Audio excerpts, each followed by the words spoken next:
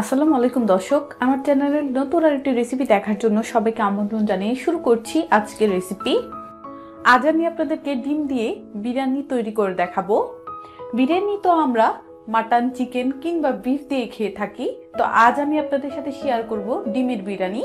আশা করছি আমার এই ডিমের বিরিয়ানির রেসিপি আপনাদের ভালো লাগবে। ভালো লাগলে প্লিজ আমার চ্যানেলটাকে সাবস্ক্রাইব করবেন, পাশে থাকা বেল আইকনটিতে ক্লিক করবেন পরবর্তী নোটিফিকেশন পাওয়ার জন্য।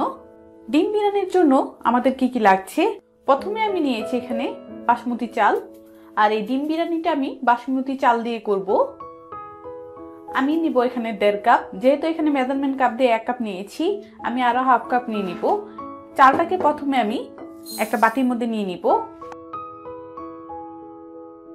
1.5 কাপ চাল নিয়েছি, তারপর আমি এখানে পানি দিয়ে চালটাকে ভিজিয়ে দিব। পানিতেই কিন্তু চালটাকে এভাবে কচলিয়ে 3-4 বার ধুয়ে নিতে হবে। আমি এই চালটাকে 3-4 বার এরকম কচলিয়ে পানিটাকে চেঞ্জ করে নিব। তারপর আমি এটাকে পানি দিয়ে 15 থেকে 20 মিনিট ভিজিয়ে রাখবো। চালটাকে ভিজিয়ে আমি একটা সাইডে রেখে দিয়েছি।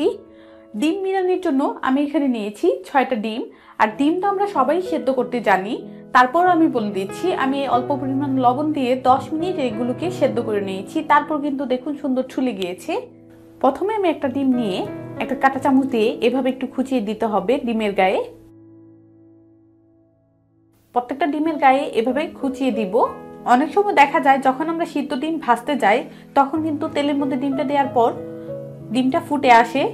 তো এইভাবে ছিদ্র করে দিলে হবে কি, ডিমটা কিন্তু আর ফুটবে না, প্লাস মশলাগুলো কিন্তু ডিমের ভিতর ঢুকবে। প্রত্যেকটা ডিমকেই আমি খুঁচিয়ে দিয়েছি। আমার খুঁচানো হয়ে গিয়েছে। এই বাটিটাকে একটা সাইড করে মশলাগুলো দেখিয়ে দিচ্ছি বিরিয়ানির জন্য কি কি নিয়েছি। বিরিয়ানির জন্য আমাদের 1.5 কাপ পেঁয়াজ কুচি লাগবে, আর এই পেঁয়াজটা দিয়ে আমি বেরেস্তা বানাবো।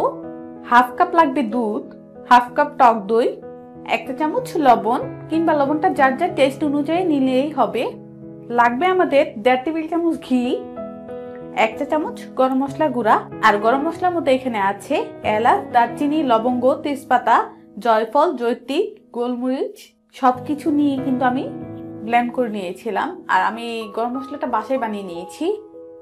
1 চামচ শাহি জিরা, 3টি লবঙ্গ, আর 5-6টা কালো গোলমরিচ, আর নিয়েছি 1 চামচ কাসুরি মেথি। আচ্ছা, এই কাসুরি মেথিটা কি অনেকেরই প্রশ্ন থাকবে। আমি যে মেথি শাক পাওয়া যায়, এই শাকগুলো কিন্তু শুকিয়ে এটাকে গুঁড়া করে নিয়েছি, আর এটাকে কাসুরি মেথি বলা হয়। 1/4 চা চামচ হলুদের গুঁড়া, 1 চামচ লাল মরিচের গুঁড়া, হাফ চা চামচ ধনিয়ার গুঁড়া, 7-8টা কাঁচামরিচ নিয়েছি, 2 টুকরো দারচিনি, 2টা তেজপাতা, 1 টেবিল চামচ রসুন বাটা, আর 1 টেবিল চামচ আদা বাটা। তাহলে দর্শক চলুন প্রথমে আমরা বিরিয়ানির ভাতটা রান্না করে দিব। বিরিয়ানির ভাতটা রান্নার জন্য কড়াইয়ের মধ্যে আমি পানি দিয়েছি, আর এই পানিটা কিন্তু পর্যাপ্ত পরিমাণ নিতে হবে, এটা কোনো মাপ নাই। যেহেতু চালটা আমি 1.5 কাপ নিয়েছি, পানিটা আমার সেই বুঝে নিতে হবে। তো আপনারা আপনাদের চাল অনুযায়ী পানিটা নিয়ে নেবেন। এই পানির মধ্যে আমি দিয়ে দিব লবণ। আমি এখানে 1 চা চামচ লবণ দিয়েছি। লবণটা দিয়ে আমি একটু স্প্যাচুলাটা দিয়ে মিশিয়ে দিব। মিশানো হয়ে গিয়েছে। আর ওই যে বললাম 15 থেকে 20 মিনিট চালটাকে ভিজিয়ে রাখবো, এই যে আমার 15 থেকে 20 মিনিট হয়ে গিয়েছে, আর চালটাও আমার ভিজে গিয়েছে। চালটাকে এখন আমি দিয়ে দিব। কেউ যদি এই বিরিয়ানিটা বাসমতি চাল দিয়ে না করতে চান, সেক্ষেত্রে কিন্তু আপনারা পোলাও চাল দিয়েও করতে পারবেন। চালটা দিয়ে দিয়েছি। এখন চুলার আঁচ মিডিয়াম করে আমি 3 থেকে 4 মিনিট এটাকে জাল করব। তারপর আমি আপনাদেরকে দেখাচ্ছি। 3 থেকে 4 মিনিট পর বলক চলে এসেছে। আর এই চালটাকে কিন্তু 80% সেদ্ধ করে নিব আমরা। তো চালটা কিন্তু এখন আমার সেদ্ধ হয় নাই, হওয়ার পর আমি আপনাদেরকে দেখাচ্ছি। আরো 2 মিনিট চুলার মধ্যে জাল করেছি।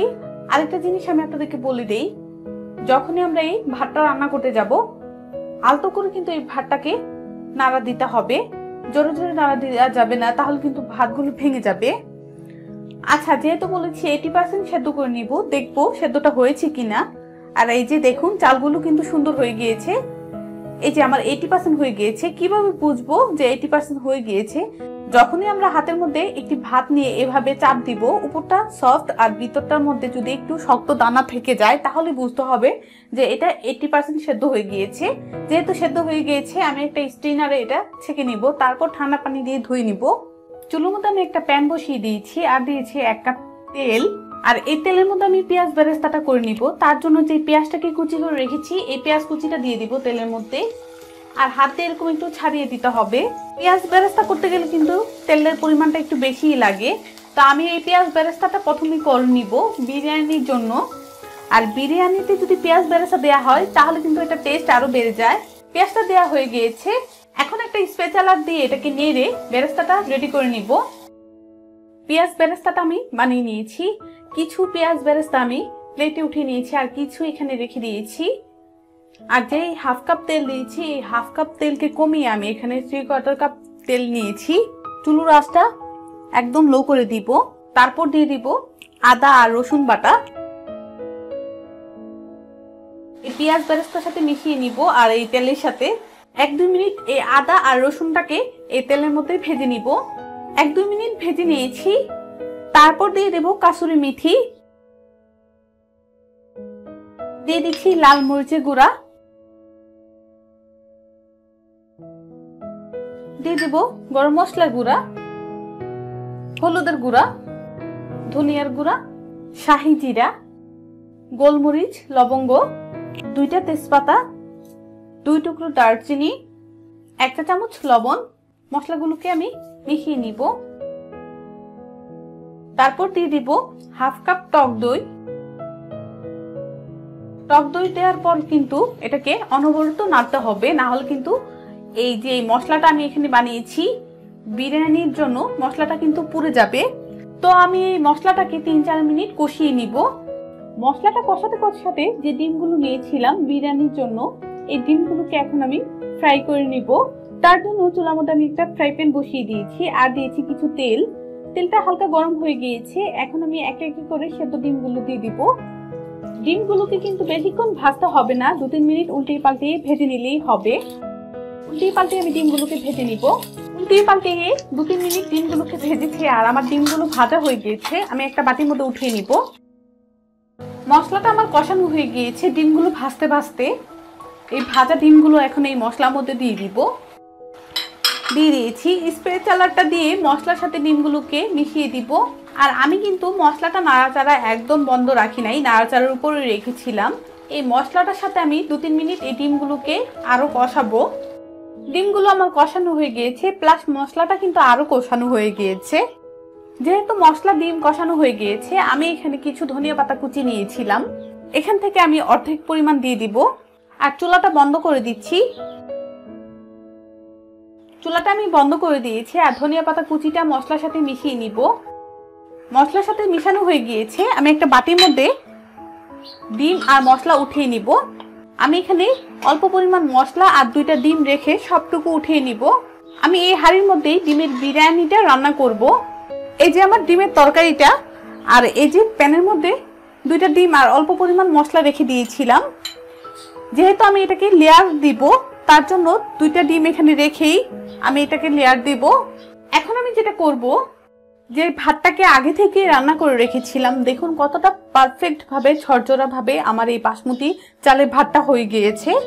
আর যেহেতু বলেছে এই পাতিলেই বিরিয়ানিটা রান্না করব, এখন আমি এই পাতিলের মধ্যে কিছু ভাত দিয়ে দিব।